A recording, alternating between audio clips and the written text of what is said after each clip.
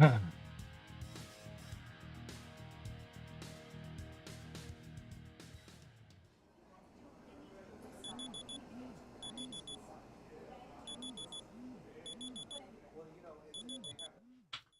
right, folks, good morning and welcome to the coffee run. It's a Tuesday. It's a big day. We got, in a few minutes, I'm going to bring a couple of guests on. We're going to talk, meet some more of the panelists from Craps Chat. But before we get there, let's get a little bit of our daily update in. And let's see here. How do we do today? We have news and notes. Craps Chat's coming next Sunday, this coming Sunday, rather. We met yesterday, Chris from Dice DJ, who you already knew.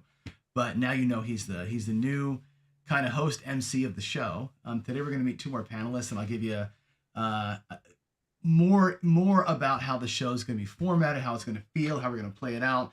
And the two guys that I've got on with me today are going to help us help kind of round some of that vibe out for us, if you will.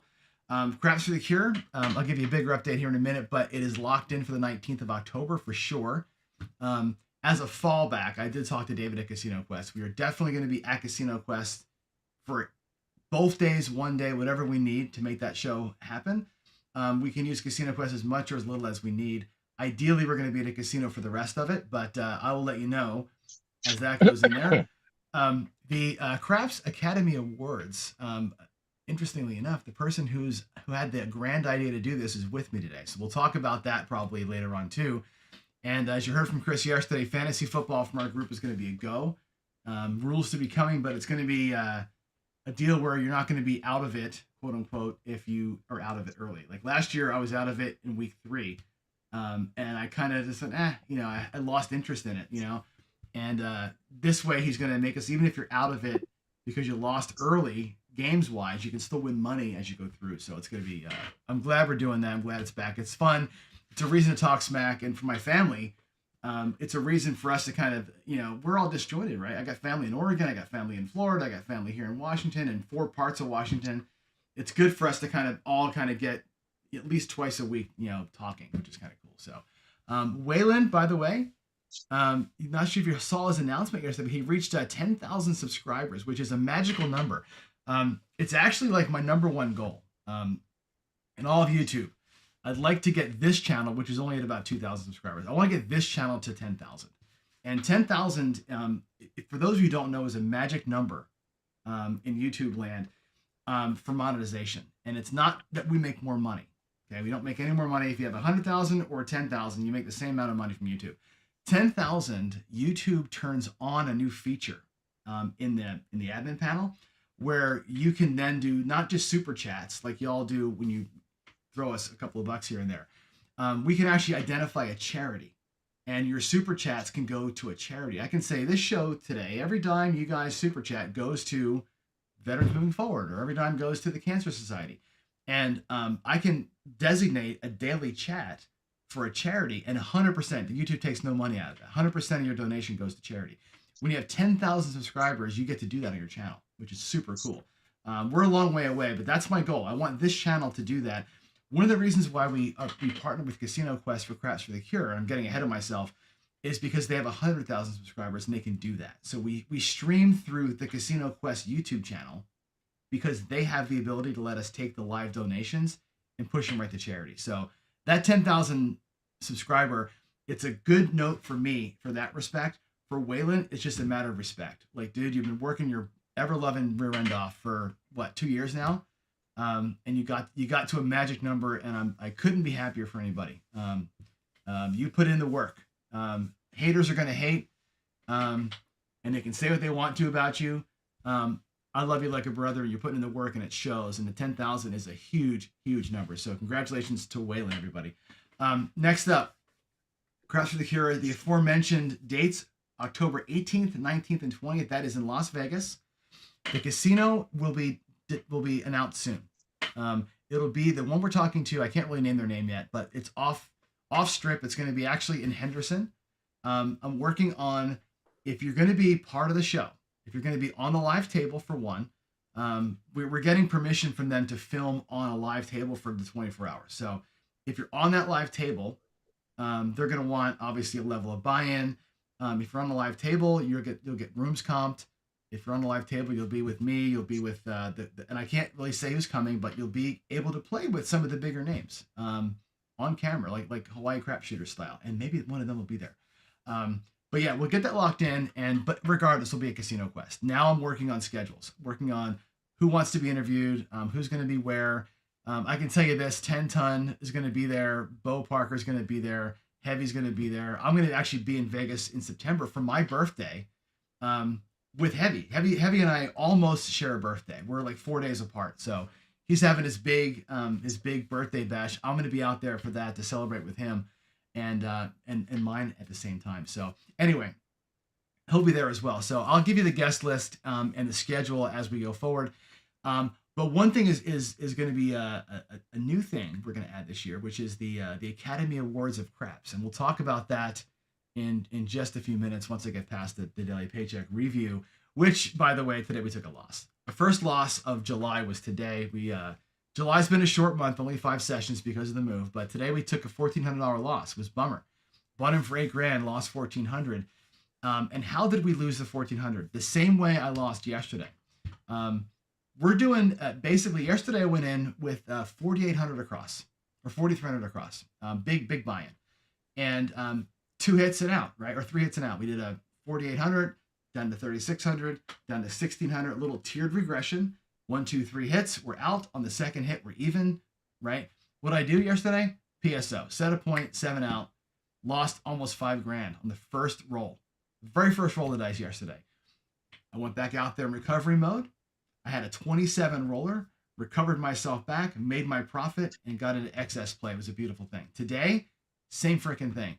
But I got spooked. So I started lighter today. I went out there 2,300 across. 300, 400, and 450 outside in. Again, PSO, right? Go out there with set a point of 5 or something. Boom. Instant 7, right? Didn't warm up at all. Just threw a 7 right out of the gate. Down 2,300. The way that I had the bet set up this morning, every bet paid about 500. The 4 and 10 paid 600. The 5 and 9 paid 560. The 6 and 8 paid 5 1/4. It would have been 3 hits to glory. 3 hits, paycheck was the plan, right? When you lose 2,500 to start, it's not 3 hits to paycheck. It's 8 hits to paycheck. You got to get your money back and then get your 3 hits, right? I got a 7 roller on the next shooter. So I got 6 and then I was out. So I recovered and I was up $500, lost it again. Okay, start over again. I had a 9 roller, right? And I got all the way back to where I was even. I was up like $700, needed 2 more hits. 7 came. We did it again, right? Got, 5 or 6 hits. The 7th hit was the 7th. Never could get over the hump, right? Recovery is a bitch.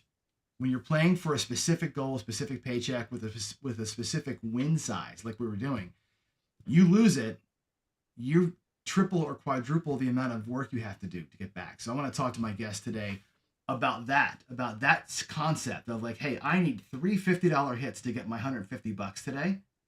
When I lose 400, now I need 7 or 8 or 9. What do you do in that situation? You walk out, you change your way, or do you just say, hey, I got to get 6, 8, or 9 and get into it? So with that said, I want to switch out of this and I want to bring in our guys. Ready to meet the next 2 panelists for Crash Chat? Are my guests ready? You guys wave your hands if you're ready to go. Don't say a word yet.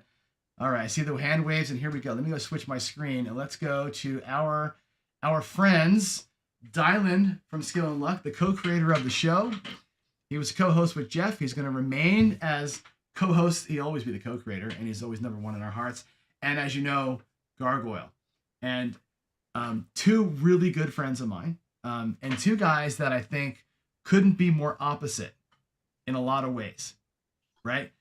In terms of like, one's very conservative, one's very aggressive on the craps table, right? One likes to talk, one not so much.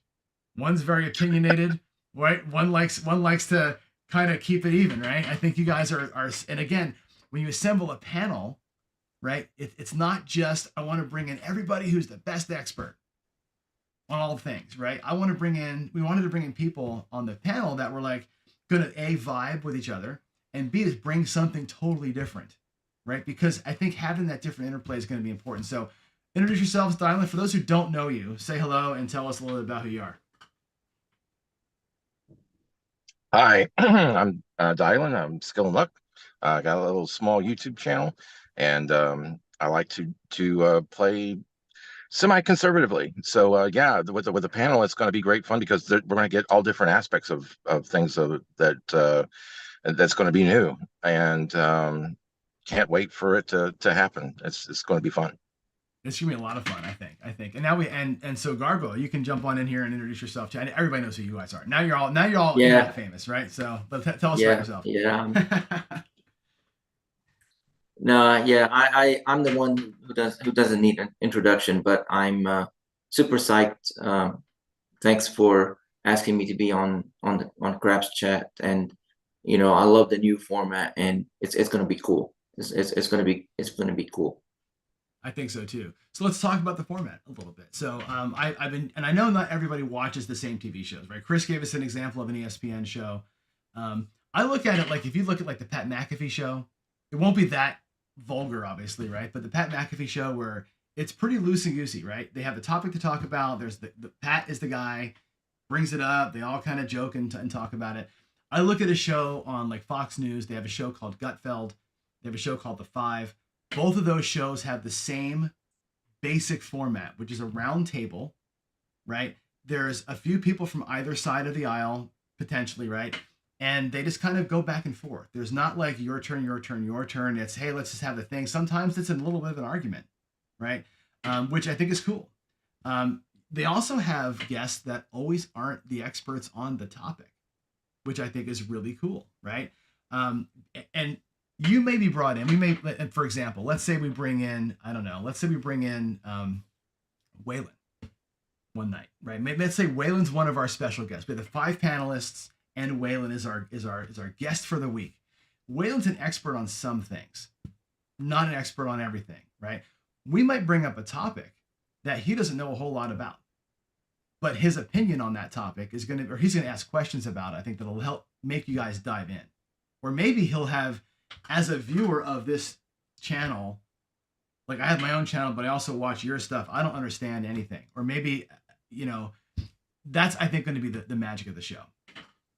Yeah, yeah. You bring in Waylon, I'm just gonna listen and learn because I don't play strategies, so I I'm nothing good, bad, or ugly to say about them, Mhm. So, Yeah, but I mean, it'll be good because I'll have lots of questions. That's for example, and I'll have lots of questions that can help somebody else.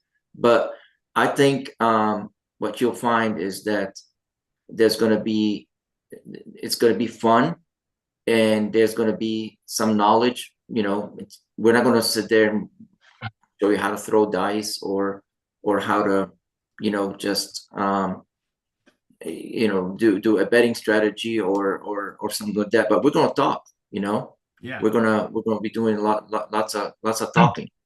And Yeah, I like to let me jump in here for just three seconds here. It's going to be look like looking at a dice cube. That's how I see it. And so we all going to have different perspectives of that dice cube, and we're just going to sit there and analyze the different situations and talk about, well, I see it this way, I see it this way, and I think Mhm. that's what's going to be the new unique, form and of the show. So right. that's what I'm going to get a big kick out of. Yeah, Yeah. yeah, yeah. And look, we had a call yesterday about, just internally about, how the format is going to be and stuff like that. And everybody was in agreement that if it's not gonna be fun, we got to change something, because that's number one. It has to be fun, because if we're not having fun, the audience is not having fun. You know, I mean, that's true for any show. But it's got to be a little bit more informative also, and Mhm. we got to get the audience, and as from basic questions, and I laid it out. As John knows that from a long time. Nothing is off the table as far as asking questions. Now, we may say, well, we don't want to answer it, but there's a line that you can't cross, right? but Sure. but for the most part, nothing's, when the community is engaged, not, it's it's going to be different. Different. Not that the other Craps Chat wasn't any good. It's just a different format. You always look at things and say, how, oh, I always wanted to try this. Now is your opportunity to try this in another format, right?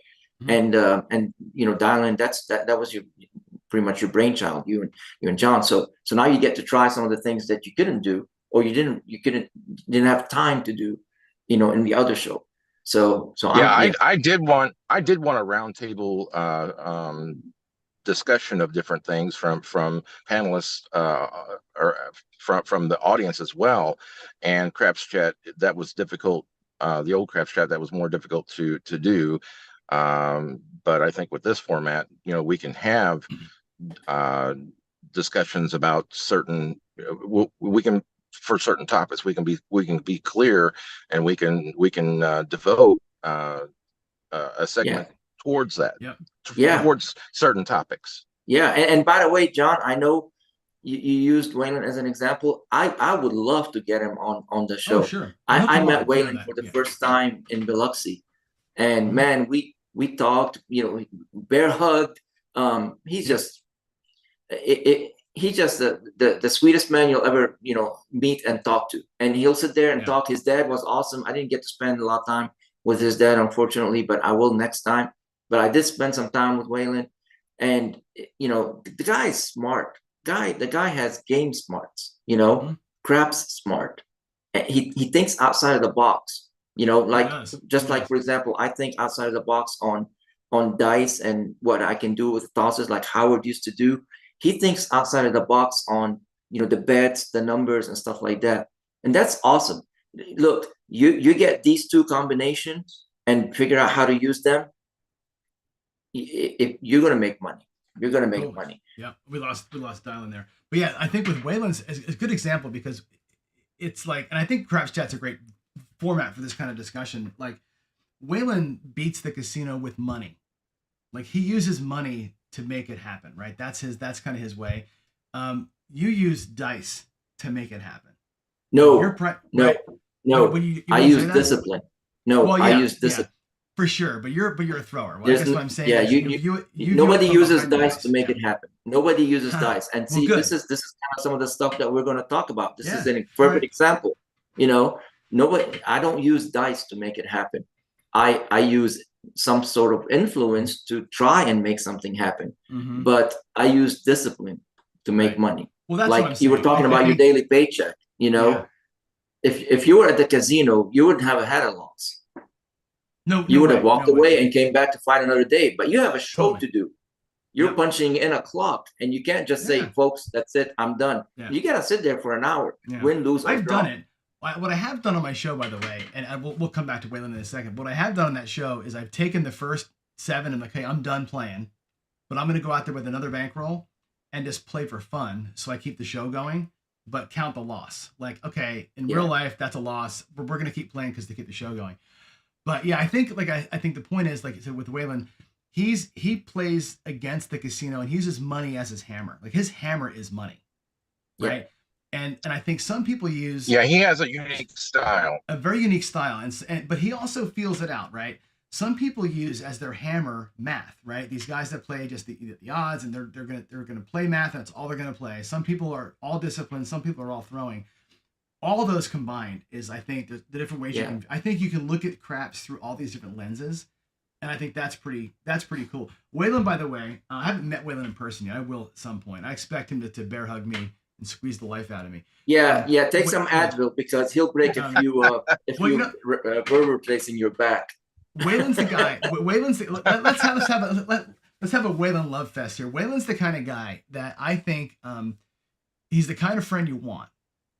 And what I mean by that is, Waylon is going to be all in or all out on you, right? If you're Waylon's friend, he'll go to war for you. That's right. And if you're not his friend, he'll go to war with you. Like, that's the dude, right? And I think he gives you this really cool, like to me, that's a target. Like, I tell my son all the time, be that guy, right? Be that guy. Get in front of your friends, get in front of your family. Like, nobody, right? And Waylon embodies that. He's that dude. So I cannot wait to meet Waylon in person. total Yeah. sidetrack from the Craps Chat show, but that's all right. That's all right. But know. these are some of the things that we're going to talk about and some of the conversations we're going to have in the roundtable. And I'm looking forward to our first few, and just like any new show, any new content, we'll do a couple. Don and I think said 3 maybe, and then we'll just revisit and say, how's it going? What do we like? What do we don't like? What do people like? What do they don't like? And if there is a change, we will make a change. But everybody's dedicated to making it happen, and everybody's dedicated to making it be good. For sure. So I do know that there's forward. going to be. Yeah, I think the people, the audience is going to love this because it's going to be so different and so fresh. And there's going to be, I feel that I'm a straight man, and I feel that Gargoyle is a straight man, and we've got some other panelists that are not going to be the straight guys. And I don't want to give too much away, but it's going to. The panelists are all unique and special in their own unique way. Yeah, And sure. there's each one of us are going to be stars in our little universe, but we're all going to shine together. But we're all going to shine together, Yeah, but like Dylan, I mean, you've seen me before, you've heard me on some of the YouTube channels. I'm an opinion and fact guys, right? There's you can state opinions, but then there are facts, and if your opinions all of a sudden turn into facts, that's the line, right? It's like, okay, what proof do you have that those are facts, right? Like, the earth is round, that's facts, everybody know. But if you say, well, such and such, okay, is that your opinion or is that fact? That's where the line is drawn. So that's going to be, right. It's going to be cool, because I think some of the other folks have a blurred line, or have a blurred lines where the line is between facts and opinions. So it's going to be it's going to be cool. It's going to be cool. There's going to be a lot of back and forth. Well, I'd like to use the example that John was alluding to, because I'd like to get into it with the example of what would you do in John's situation. So that way you can see a difference between. Yes. Oh, we're losing him again. He's in. Yeah, we're losing him. That's all right. Yeah, that's all right. But I mean, that's it's a. He's coming right back. Hold on 1 second. Let's see. There we go. Is he back? Let's see. I'm not for sure. Yeah, you keep disconnecting. Why it's doing that? Yeah, well, cell phones, right? It's what it is. I apologize. This should be you. There you go. Okay, cool. Yeah. But yeah, I think what happened to me today is an interesting case, because I think Waylon would have laddered it up. Dylan would have done what I did, which is kind of same bet for a while. I'm not sure what Gargoyle would have done. I'm not sure what Chris would have done. The other guys too. And I think you said you called yourself a straight man, and you called Gargoyle a straight man, and like, in terms of, straight guy, funny guy kind of thing. But last night on our chat, everybody's funny in different times. Like, I think that's the thing. I think we want our personalities to kind of, like, Gargoyle's got a funny side that I don't think a lot of people get when he's on with Jeff, and right. I mean, and I think, and Dylan cracked a couple of jokes too, which is out of character sometimes. Like, I think it's going to be, that's the fun part of this, is like somebody's going to say something and it's going to be like, we're going to go off into a little thing. That's going to be awesome, right? It won't be, like we said yesterday, it won't be completely audience driven. I think that was the initial Craps Chat was trying to do that. We were trying to be like, you said it to me on the phone one day, Dylan. You wanted to be like sports radio, like call in, ask questions, right? And when you're trying to like rely on the viewers to ask questions to drive the content, you end up in random areas and random times. So I think that having you panelists bring the content as the round table, and we'll flavor it with stuff from the crowd, that'll be, I think, a key to keeping it A, on time, and B, on topic as best as we can. Like Jen says in chat, no more creeps and weirdos in the Craps Chat, which used to happen. Remember that? We get all kind of wackos come in and like, drop. That's not going to happen anymore. One good thing too, I think that's going to help this out a lot. Cross your fingers that this works. The fact that we are in Zoom. So my software now has full Zoom integration. So everybody will be in Zoom. which means although with Zoom you can still talk over each other, there's not going to be a delay with people. We used to have it before where you'd have 4 people on and there's 4 different levels of delay that Jeff was trying to manage, right? And you always were talking, and then 5 seconds later somebody else would jump on because they couldn't tell you were talking. If we're all in Zoom at the same time, it should make the conversation better, I think, and more smooth. I'm cross fingers hoping that one integration piece. I know Jeff's software that he uses also just has a recent Zoom integration that helped with what he's doing today. I hope that works for us because I want the conversations to be fluid and not choppy, you know. And it used to be a little Right. choppy, and that was just technology problems, right? A year ago to today, the technology's already changed, and maybe that lack of chop will help us out a little bit. Yeah, as long as we're polite and quote unquote, semi nice to each other, then we can still step on each other's toes with style. With style, I like that. Step on Is- each other's toes, but with style. With style, Yeah. is hold on, wait, time out. Jen just put this up here. Is Mark the Point a flat earther? Is that real? You have to say yes or no. That's my brother's a flat earther, by the way, which is kind of funny. I didn't even know this. I went and visited him a couple of years ago, and he was like, "Hey, you gotta watch this video." And before you know it, we're 6 hours into YouTube land watching flat Earth videos. I'm like, you got to be kidding me, Joe. Like, how did we get here? You know. But anyway, well, that's a topic for a different show, I think. It's Dan says basic. work on the It's audio. basic physics, people. It's basic physics. You walk in a straight line. At some point, you'll end up where you started. Right. If the Earth was flat, you'd still be walking. Yeah, I somehow I got on the Flat Earth Facebook group. I have no idea how. I must have clicked the link. And you debated for an hour. She said, yeah, he is. And I ended up on their link, and God, the amount of hilarity in that, like the people are serious. Like, here's a picture of the ice shelf, and it's like some satellite picture of like a wall of ice, and I'm like, yeah, it's Well, kind of it's like some of the content on YouTube that you see. Make $500,000 a year using this strategy. Oh, wait, I gotta go because I gotta go cut the yard, my neighbor's yard. My $15. The angel on my shoulder said to bet the 5. Right? That's don't get me started. So let me ask you a serious craps question. Now we've gotten to know each other. Let's have a little mini craps chat. So this morning, right, the daily paycheck, I go out, I have $8,000, right? I'm looking to win 1,600. So I go out 23 across, right? 300 on the 6 and on the 4 and 10 to win 600. I go 400 on the 5 and 9 to win 560. I go 450 on the 6 and 8 to win 550. Right? 3 hits, 1,600 bucks, and I'm walking away. Right? That's my plan. 3 hits and bye-bye. Discipline, see you later. PSO. So I'm down $2,300 to start. What do you do? Go. Because you know that you're down, right? Now I'm 8 bullets away. And I'm not 3 bullets away. I gotta win 8 times to get my money back, and then I gotta win 3 times to get my actual paycheck. What is your approach? What is your brain telling you in that moment? And how are you gonna recover, fix, and go forward? So for me, it's simple. I mean, look, honestly, it's simple. It's about discipline.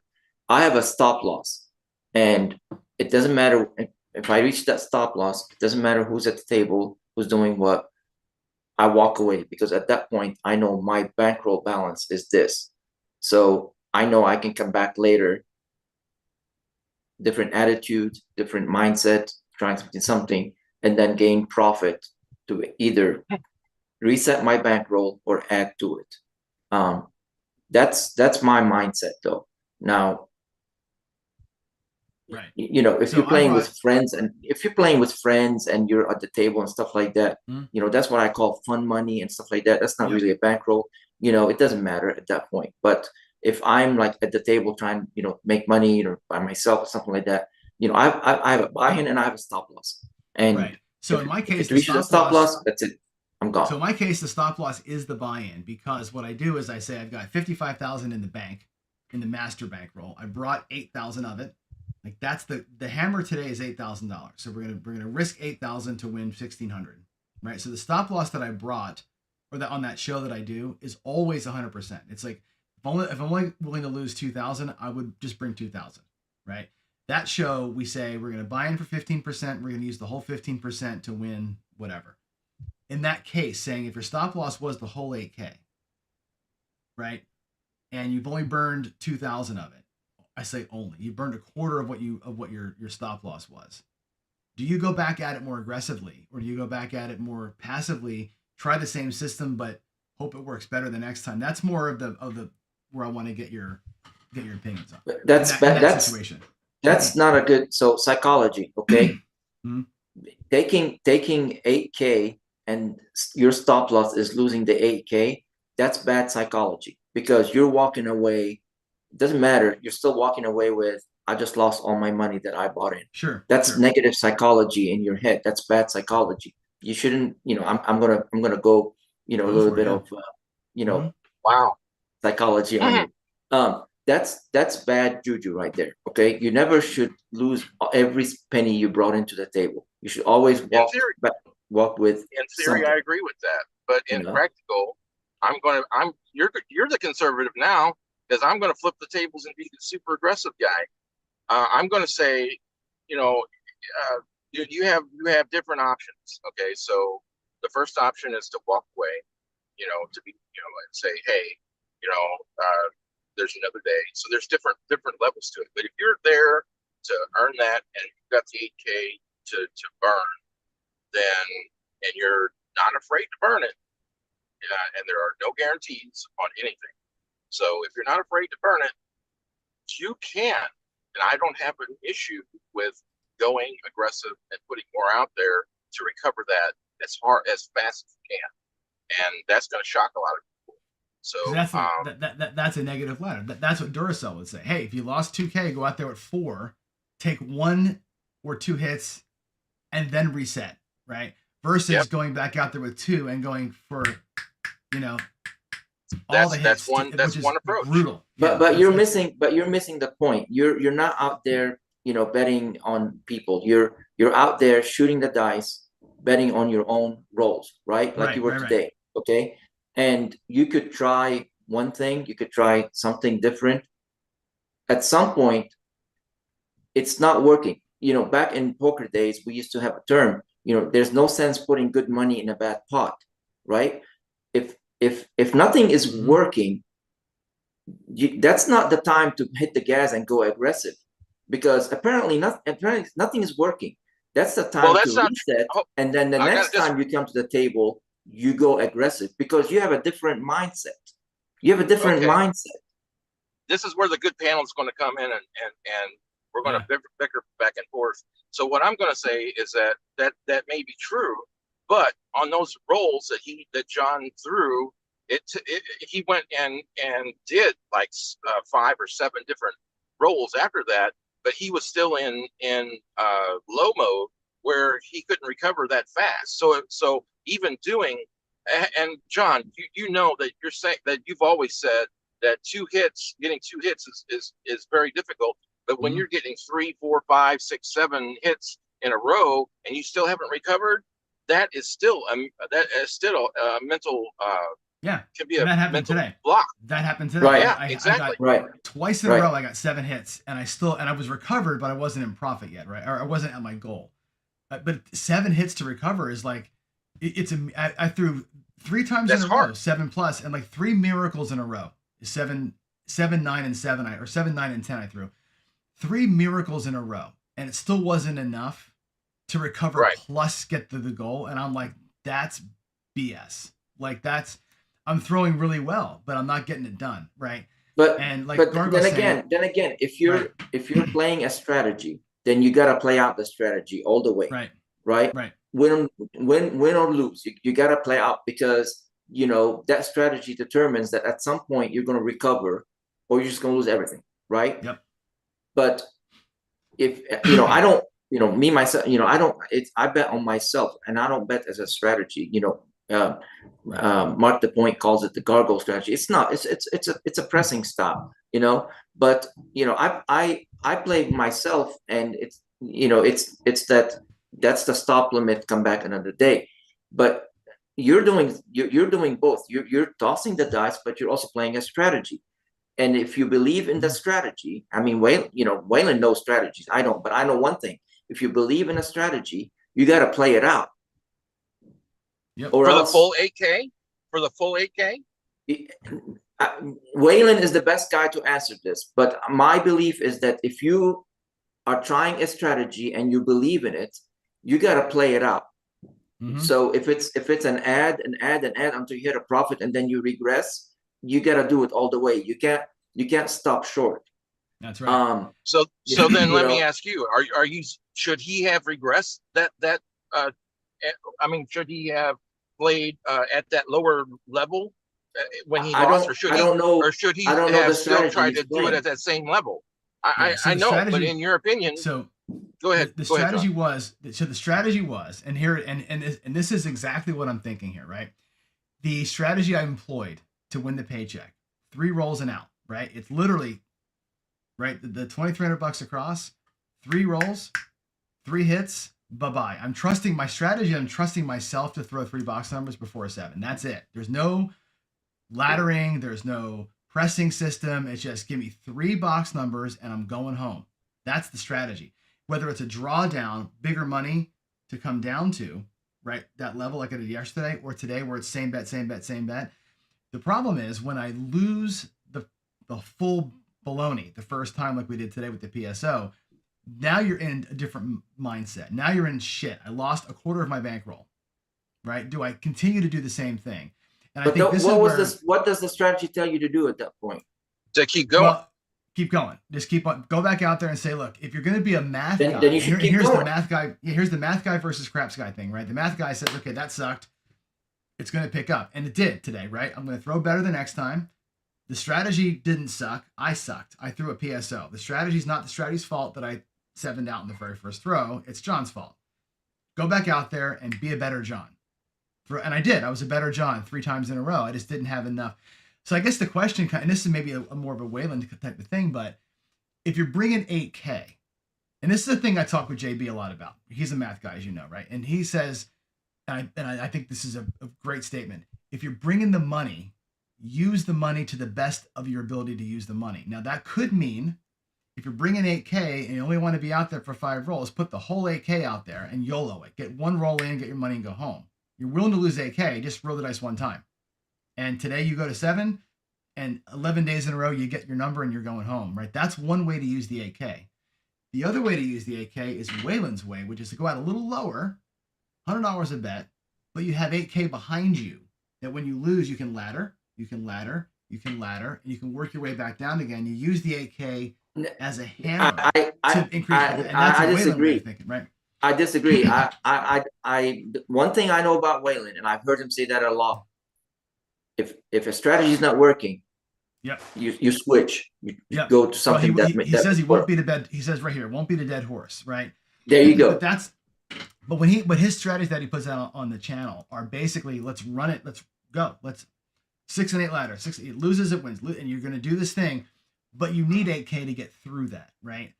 And that's the thing. You trust your bankroll with smaller bets on a ladder. You trust your bankroll with bigger bets on a regression, or you trust your bankroll with huge bets on a YOLO.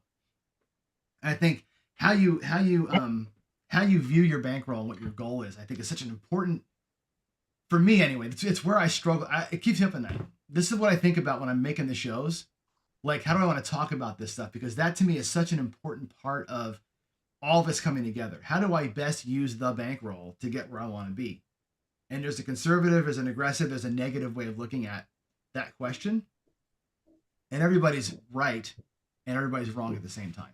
I think it's just a fascinating conversation, right? And today it's a bunch of stuff. It's a bunch of stuff. Mainly you can't play with scared money. Okay, if that bankroll is your bills and stuff like that, then you're always going to be up at night thinking about, what can I do? That bankroll can't be anything except the bankroll. But I'm again, all what you're saying, I defer really to Waylon and others that play strategies. And my thing is different. My thing is, yes, I do have, money safe in the safe in the hotel room or something like that. I have some money to play with, But I try once, I try twice, and it's not working. I'm off that table. I go grab a coffee and I go to a different table at a different casino. Um, Yeah. you know, that's just my mindset. Dylan? Do you go back when you go to a different table? Do you still use that same strategy? That's the $64,000 question. Do I still use the same betting style? Yes. 640 across, Okay. 4 hits, and then down to 180.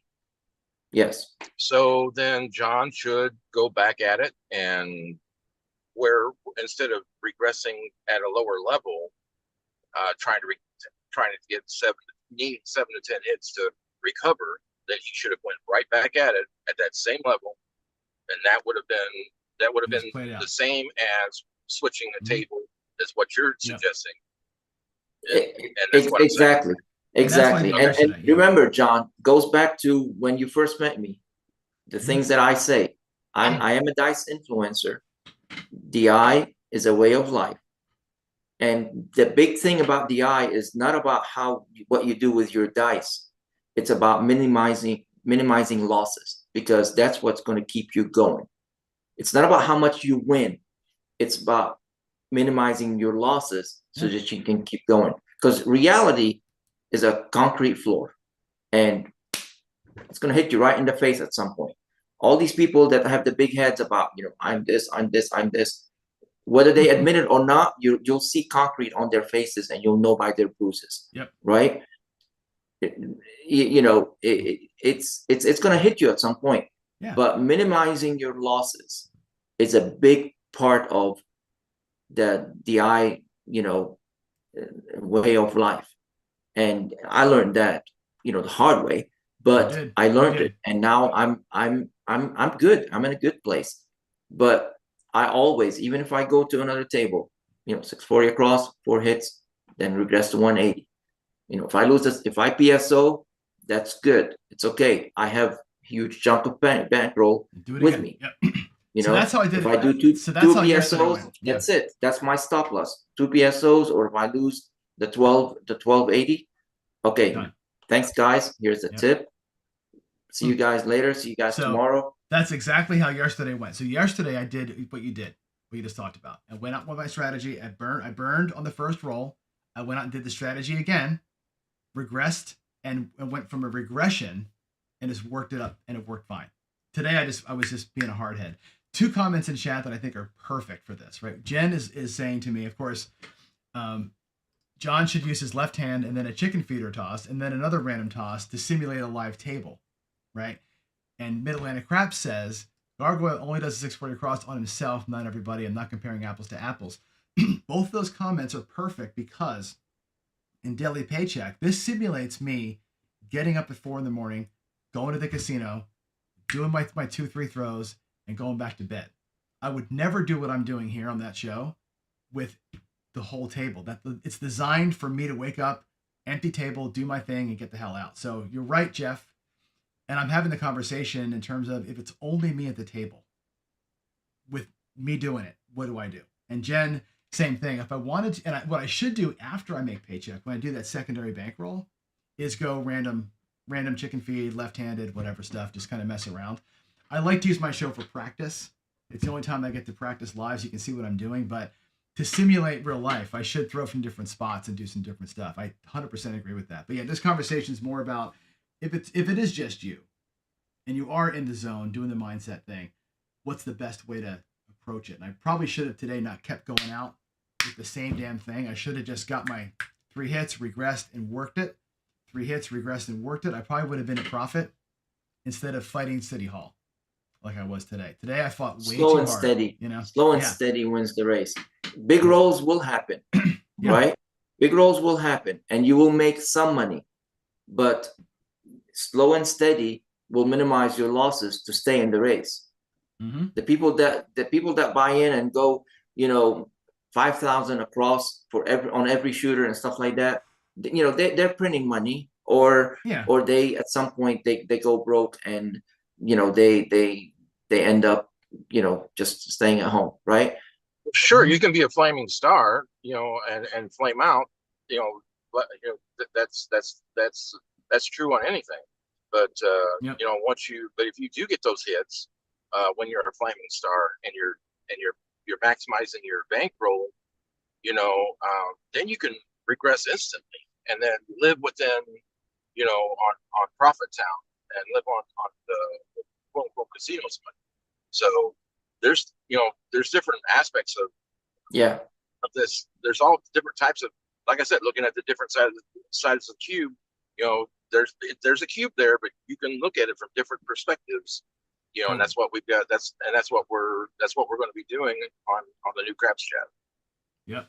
Well, let's. I'm going to put a couple more comments up, then we'll call it here. So Jen says a couple of things. One is, actually, Old Bay first says, I think Ed said it on one of his podcasts. The strongest craps move is the ability to turn your bets off, and that's a dice coach thing. Bo is a big believer in turning your bets off. Bo's a dice reader.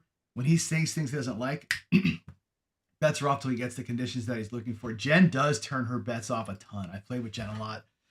She turns her bets off all the time. I typically don't. I probably could get better at that, I suppose, but yeah, I don't necessarily turn my bets off maybe as much as I ought to. But yeah, he's very disciplined for sure.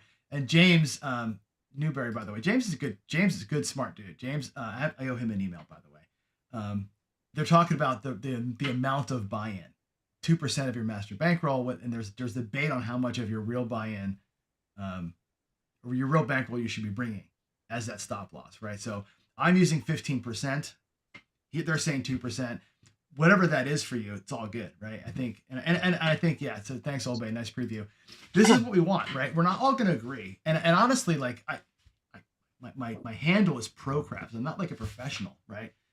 We all have room to kind of live, learn, and grow here, and that's the point. So I think hopefully, out of the three of us bullshitting back and forth, you all got something out of this, right? And imagine this with 5 people and a guest.